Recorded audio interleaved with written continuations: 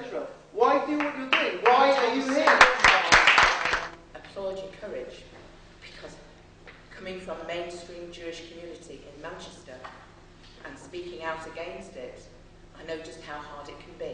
The decision to refuse is not an easy decision. It's not a normal decision. In normal times, you never do it. But there are times you can't be there anymore because it's against your most sacred values. Nothing positive, as far as I'm concerned, can come from you sitting here speaking before Anglo jury. And I would very much like to know why you are here in this place. פוליטיקאים מפתחים הזמן יום של פיל, כאילו יכולים לקלל את האמא שלהם כל היום וממשיכים הלאה.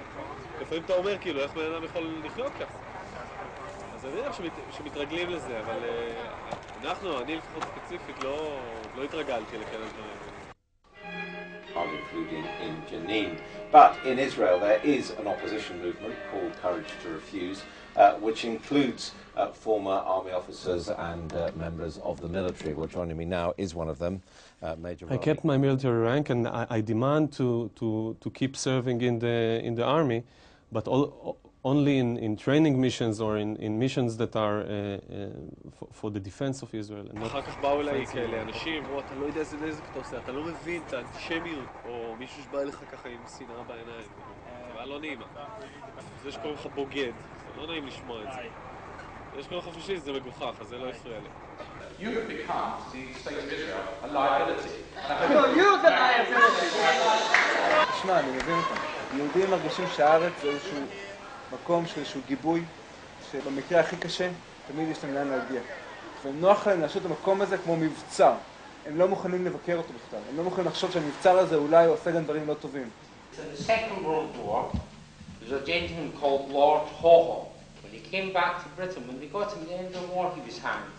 Draw your own conclusion. Exactly, you're a traitor. How can you have bloody peace when you've got no freedom? We're having a polite discussion here, not shouting, thank you. And the problem is that those of us who believe that the best way of supporting the state of Israel is to think critically are marginalised and regarded as renegades and traitors within the community. In Israel, it's very not often I hear the name traitors about us.